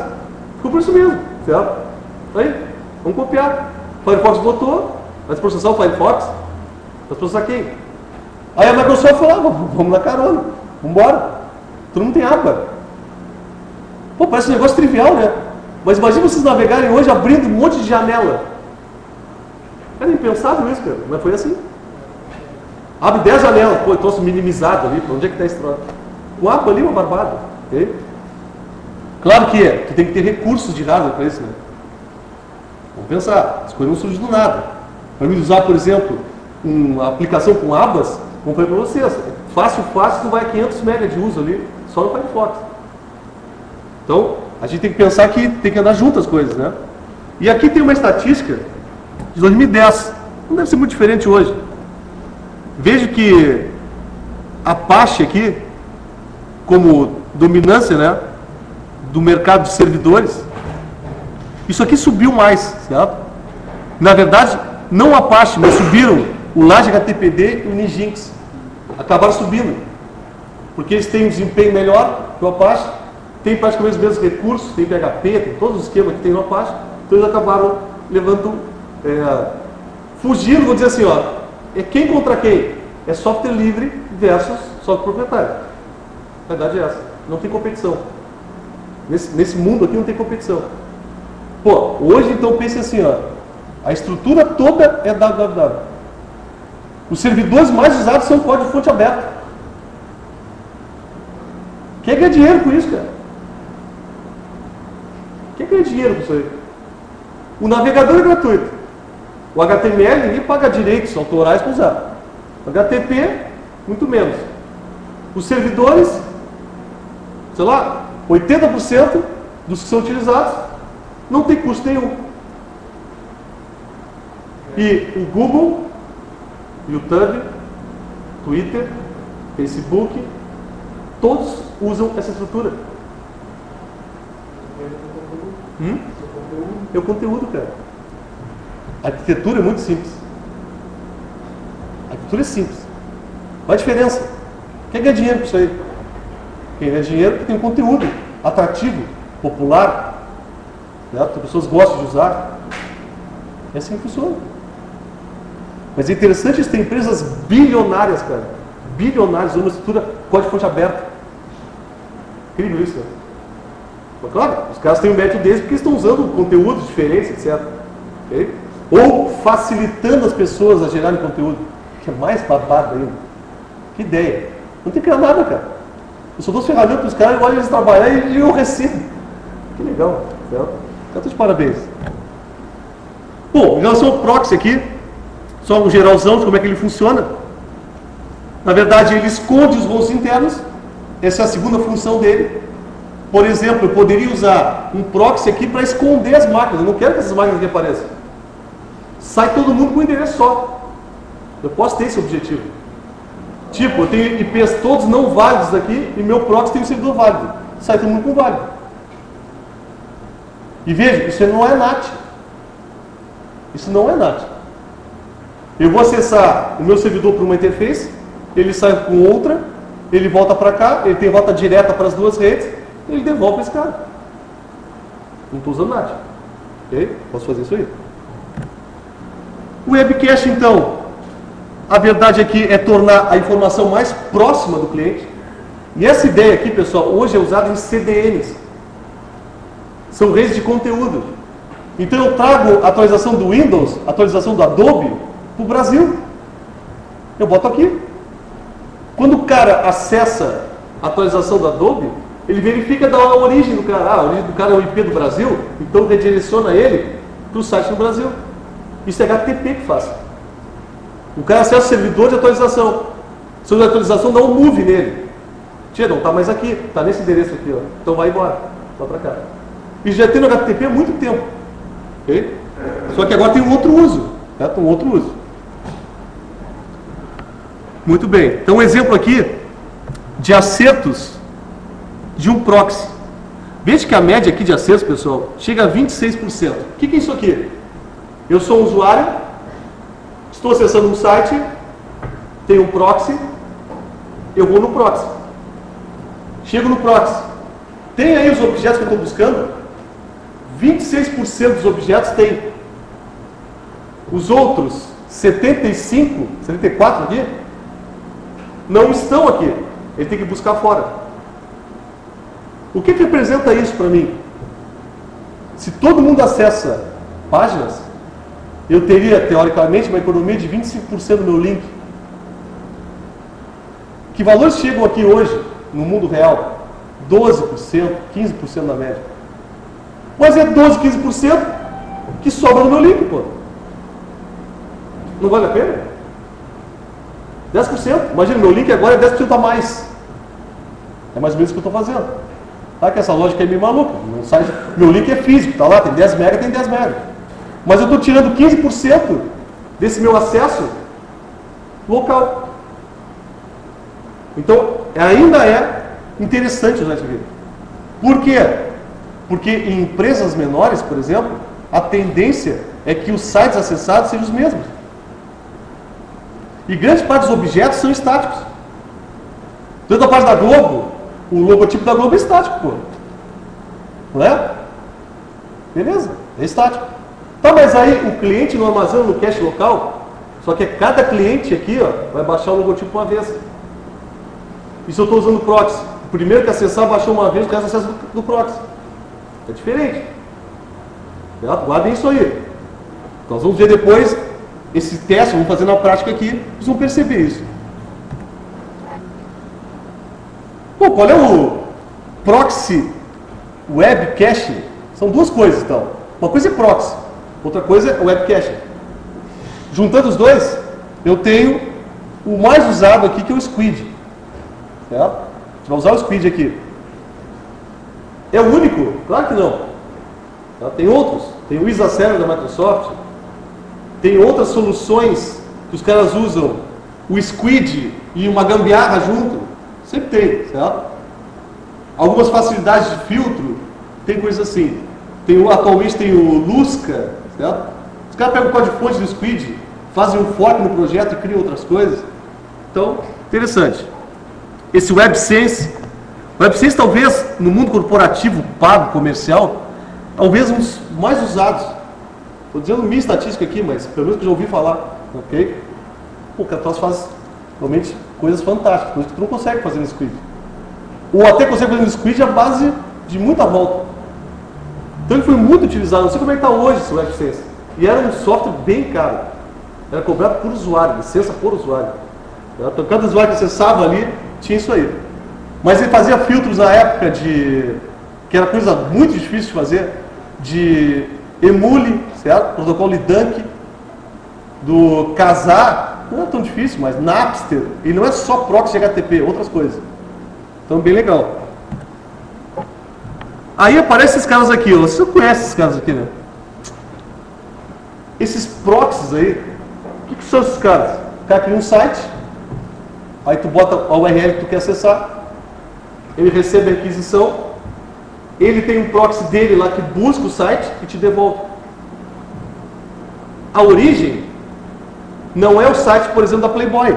Eu botei Playboy aqui? Não, botei Orkut. Tipo, você acessa o Orkut. Okay? Esse cara acessa o Orkut. Ele acessa. E quando ele devolve como se fosse uma página do servidor do Anonymous Web Browser. Qual é o problema disso aqui, cara? Qual é o problema de fazer isso aqui? Ah, vai burlar as regras de segurança da empresa. Isso é o mínimo. O que acontece nesse caso aqui? Peraí, cara, quem é o Anonymous Web Browser.tk? Para começar, que país é esse, TK? Tocolândia, quer dizer? Não sei, cara. Tipo, quando eu acesso, boto minhas credenciais ali, eu estou mandando isso para quem? Estou mandando para quem isso aqui, cara? Ah, vou acessar o MSN via web, vou acessar por aqui. As informações do cara tu está jogando para ele. E quem é ele? Não sei. Tocolândia? Tocolândia. Isso aqui é muito comum, sabe? Isso aqui é uma carroça, cara. Eu sou horroroso, lento para dar com pau. Mas é o desespero, sabe? As pessoas que se dá por conta do seguinte, cara, o risco que elas estão se colocando. Tu está acessando um serviço de alguém, tu não sabe quem é, HTTP, está passando em aberto, tu está acessando o negócio aqui, ele está capturando as informações dele, botando num cache, fazendo filtragem, o que ele quiser. Se tu não está usando nada com autenticação, não tem problema nenhum. Teoricamente não tem problema nenhum. Aí é só burlar as regras de segurança, etc. Mas vou jogar o jogo tal aqui, entrou no formuláriozinho ali. Tia, tomara que o cara lá use HTTPS para autenticar. Que é muito raro, porque senão esses caras aqui não aceitam HTTPS. Então só para chamar a atenção que isso aqui também é um proxy. Isso também é um proxy. Tem outro objetivo, não é cache, é burlar, certo? E ali, more free proxy sites. E tem os caras de pau também, que é o proxy aberto mesmo, o IP do cara e a porta. Tem isso aí também. Mas imagina só, cara, tu vai acessar um site que tu vai até Hong Kong, dá o get lá em Hong Kong sai, dá o get aqui no Brasil, devolve para o Hong Kong manda para ti. Quanto tempo leva isso? Só para criar conexão, quanto tempo leva? A gente fez ping aqui de 300 milissegundos, cara. Tu usar isso aqui, só aqui vai ter 1 segundo para criar. Mais ou menos. 1 segundo para criar a conexão. 300 na verdade não, né? Vai ter ida e volta, ter 150 no caminho, 150, 450 milissegundos. Tu levou meio segundo para fazer isso aqui. 600 milissegundos para mandar um get. 750 milissegundos para te devolver que existe ou não. Aí ele vai lá e acessa. Volta. Te mandou aqui. Ó, é vontade. É vontade. Tá, beleza. Vamos lá. Esse é o nosso usuário. Entendo. O cara vai fazer isso. Para ele ver uma foto ali, cara. Vai passar o dia inteiro para começar a ver meia foto. Ele vai tentar fazer isso. Eu uso da seguinte política, cara. Faz, cara. Seja feliz. O cara fica feliz com isso aí, não vai te incomodar. Deixa ele fazer. Deixa o cara fazer. Deixa o chefe do setor dele lá reclamar. Não somos nós que fazer isso aí.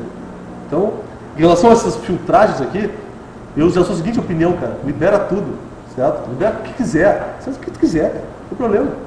Deixa que vocês infectem com vírus as máquinas aqui, não enche o saco. Se é só perder tempo, se é só vocês fazerem coisas que não é para trabalhar, pode fazer, cara.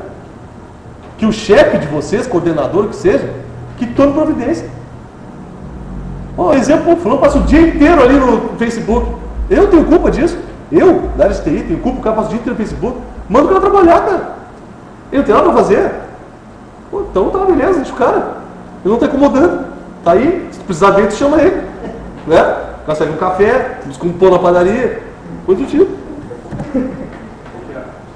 Bom, segurança então, pessoal. Ataques mais comuns. Ataques mais comuns. Captura de tráfego sem criptografia. Olha o exemplo aí daqueles proxies anônimos. Tá? E outra, dependendo da posição onde eu esteja na rede, eu tenho que estar num roteador, passando o tráfego. Eu consigo fazer capturas. E aí, detalhe, usuários e senhas de web e-mail são os preferidos. Então existe muita coisa, pessoal, em relação a roubo de sessões.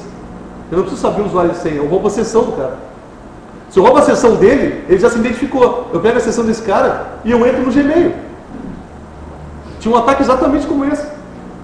Então você sabe o site, estava com o teu Gmail aberto, o negócio roubava a sessão local, que guardava num cookie, pegava o hash e começava a mandar e-mail na tua conta. Então são coisas assim que os caras se preparam para fazer isso aí, né? Não é um troço sem querer. Então imagina só, eu pego aqui nesse caso, está falando de sessões, ó. Eu crio uma sessão, eu crio um hash aqui. Se eu pegar esse hash aqui e em outro navegador e aplicar ele, eu estou entrando com aquela sessão. Então tem que ter tempo de sessão, tem que ter outras coisas. Aí, veja, não são cenários triviais. Tá? Tem que pensar nesse cenário aí. Negação de serviço. Pô, isso aqui deu o que falar por muito tempo, né? Cara, o que eu faço para derrubar o servidor de páginas? Faz o seguinte, cara. Faz uso dele. Gera tanto tráfego, tantas conexões, que o negócio vai parar de responder para quem realmente quer acessar. Essa que é a lógica. Isso é difícil de fazer? Não é difícil de fazer. Tecnicamente, é uma barbada. Amadorismo. Pega cada máquina dessas aqui, abre 80 abas e tenta conectar num servidor. Quantas conexões simultâneas vão ter aqui? Qual é o problema disso? Vai estourar o nosso link aqui. E não vai fazer nem cosquinha em qualquer outro site de grande porte. Agora, se eu pegar 100 mil máquinas e fazer isso aí, de IPs diversos, com links diversos, qual é o volume de tráfego que eu gero? Okay? Tem que pensar aí nesse caso. E várias vezes aconteceu isso. Tá? E caiu o Yahoo, e caiu o Google, e caiu todo mundo. Amazon. O que é cair? Não aconteceu nada, certo? Não houve uma invasão, não houve problemas de integridade, e sim disponibilidade. Eu quero comprar um livro, não vai poder para aqui, meu velho. Só isso. Espere, aguarde. Então, são os problemas que vamos fazer, nós vamos simular isso aqui. Exploração de vulnerabilidade nas aplicações. Então, o que foge um pouco do HTTP em si. O HTTP não tem vulnerabilidade nenhuma. O HTML também não. O servidor Apache. Se tu usar trivial, sem algum módulo exótico, também não. E os navegadores? Tem. Tem bastante. Certo? Mas como é que são exploradas as vulnerabilidades dos navegadores? Nas aplicações.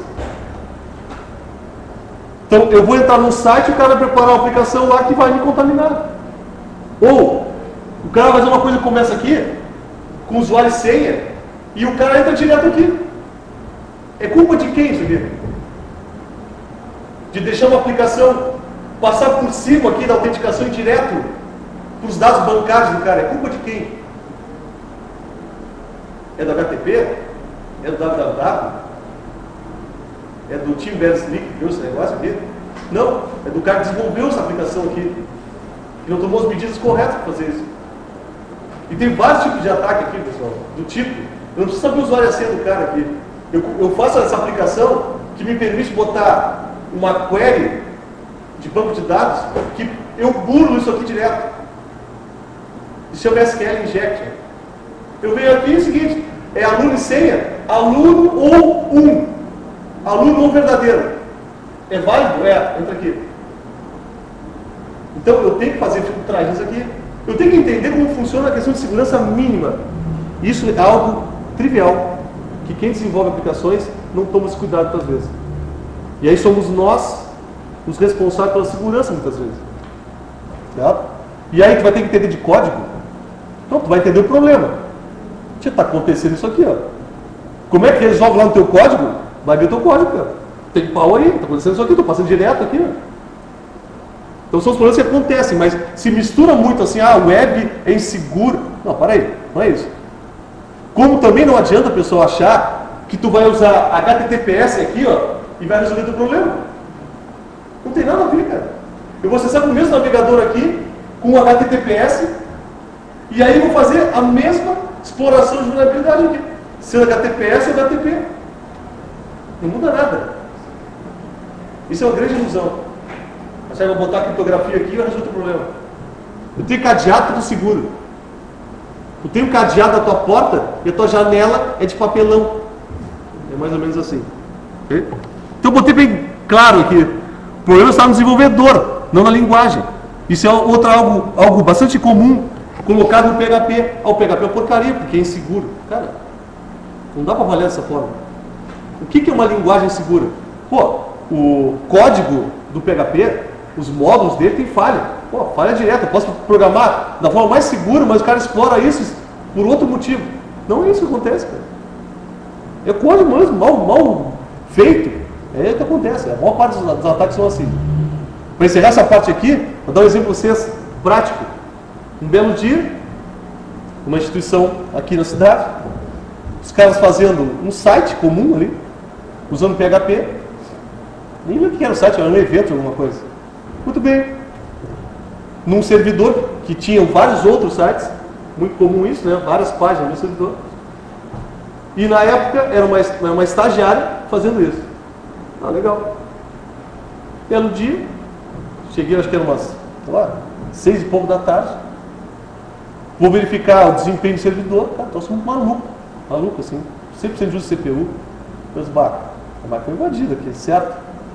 Bom, dito e feito. Máquina com rootkit instalado. Certo? Porque o rootkit, na verdade, perdeu o controle da máquina. Os binários todos contaminados. Tudo que tu fazia, ele escondia. Usando, né, uma varredura remota de portas, umas portas malucas rodando, os processos loucos rodando. Tá bem.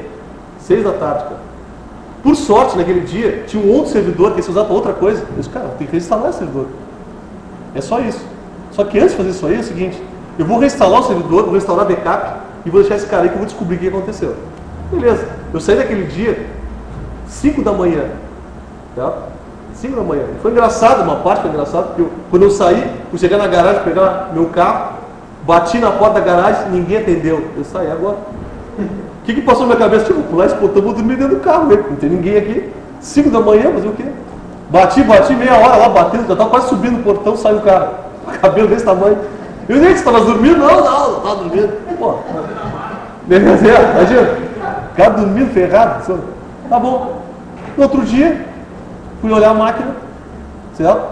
Fui olhar a data ali, peguei o backup do último dia. Cara, o que tem diferente aqui? Pô, do site aí estava sendo feito, né? Esse site aí, é uma coisa bem simples, cara. Isso é bastante comum. Se procurar no Google, vocês vão achar. Coisa assim, ó. Tu pegar o index.php, index.php, e passar parâmetros aqui. Tipo assim, ó. Cara, essa é a coisa mais comum do mundo. Exemplo. Index.php, ID 1. Então chama a página 1. É mais ou menos isso. Só que aí os caras não fazem filtro nenhum aqui, cara. E tu consegue meter um dado get, né?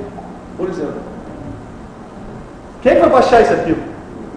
Vai baixar o usuário dono do processo do servidor Apache, nesse caso. Ele baixa com essas permissões. Que ele não pode fazer grandes coisas. Certo? Mandar spam ele pode, mas ele não pode usar root na máquina. Só que o cara faz, ele baixa um script aqui, um exploit, que é um exploit, um software para explorar vulnerabilidades no kernel, em pacotes, ele assume root na máquina e já era. Só que o vetor de entrada foi essa porcaria aqui. Muito bem. Descobri isso. Certo? O que eu fiz para descobrir? Peguei os HDs, tirei, botei em outra máquina, live CD, tá aqui, ó, tá aqui o negócio. Logs do servidor. Aí tu vê as tentativas dos caras entrar, o OK, 200 OK, o cara tentou um monte de coisa, 200 OK, entrou, pá, tudo bem. Fui lá falar com a moça, o que houve aqui? Que script é esse que tu botou aqui? Foi tu que criou? Não. Um colega meu de aula, olha só, me passou esse script. Tá, mas tu não validou esse script, o que ele faz? Tu sabe de onde saiu esse negócio aí? Não sei. O que tá interessante? Ele te passou o script, tipo, 4 da tarde e às 6 da tarde invadiram a máquina. Bom, está legal. Não foi culpa do cara, na verdade. Fazendo uma busca no Google, cara, do tipo assim, ó, mais trivial possível. Index.php, invasão alguma coisa. Invasion em inglês, coisa assim, exploit. Era o primeiro toque ali. Então, veja só. Muita coincidência, os caras terem descoberto esse script tão rápido, que não estava indexado no Google. Então alguém passou a letra para o outro, óbvio. Mas a forma de exploração, cara, era um tutorial de 3 linhas. Né? Onde é que é o problema aí? O problema não tem nada a ver com Linux, não tem nada a ver com Apache, tem a ver com desconhecimento. De pegar um trivial, cara, porque não sabia que ele era totalmente furado e botar. E foi exatamente isso que aconteceu. E hoje tem milhares de sites assim. Talvez usando o mesmo script. E talvez invadidos também. E talvez os caras não são tão agressivos que o cara está invadido até agora. Ele de vez em quando ele manda um spam de lá, tenta invadir uma outra máquina. Não seja tão ruidoso assim. O cara criou muito ruído ali, ele congelou a máquina. Certo? Porque ele fez algo ali que baleou o kernel. Na verdade ele fez isso. Certo? A forma como ele explorou a vulnerabilidade acabou baleando o kernel. Por quê? Porque aquele kernel era compilado. Ele não era o kernel da distribuição. E aí causou algum problema ali que o troço foi pro saco.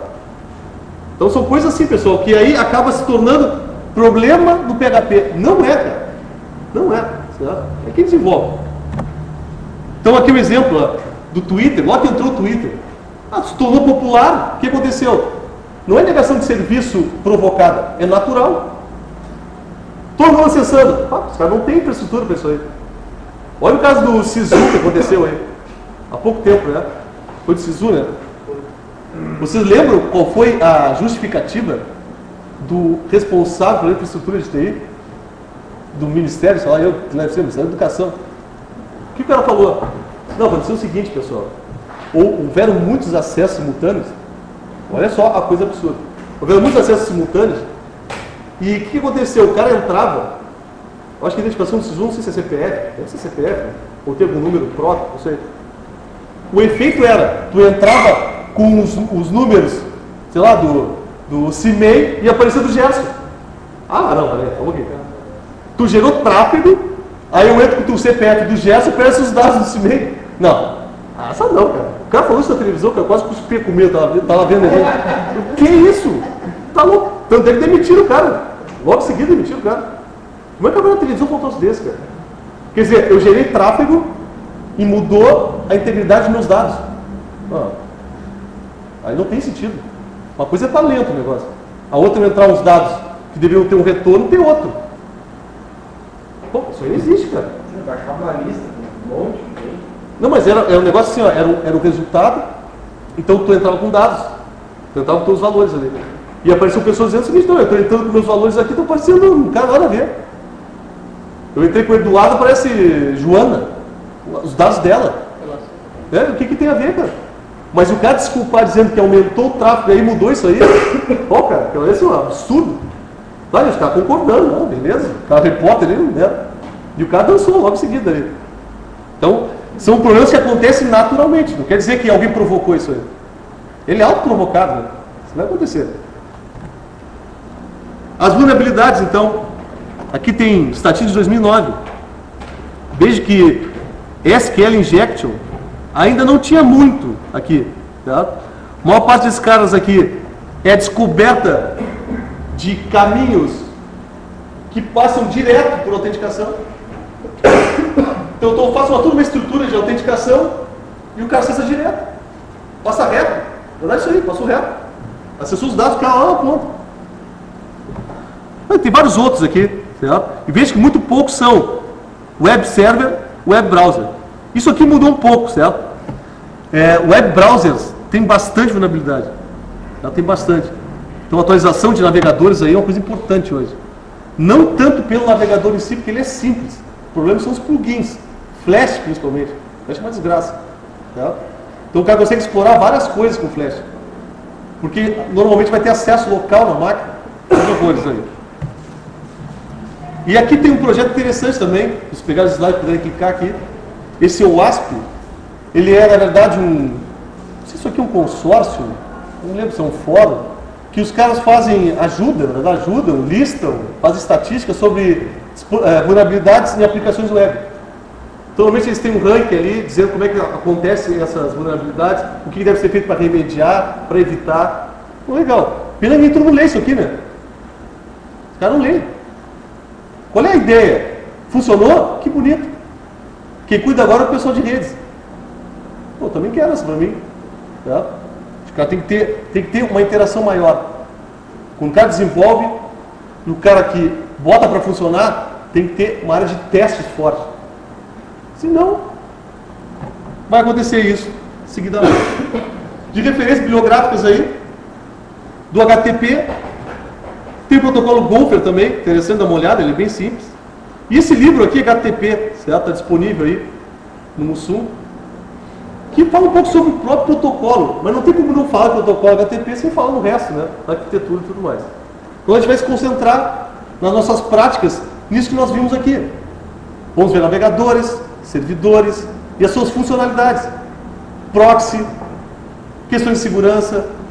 Tá? Vamos, então, digamos assim, circular nesse ambiente.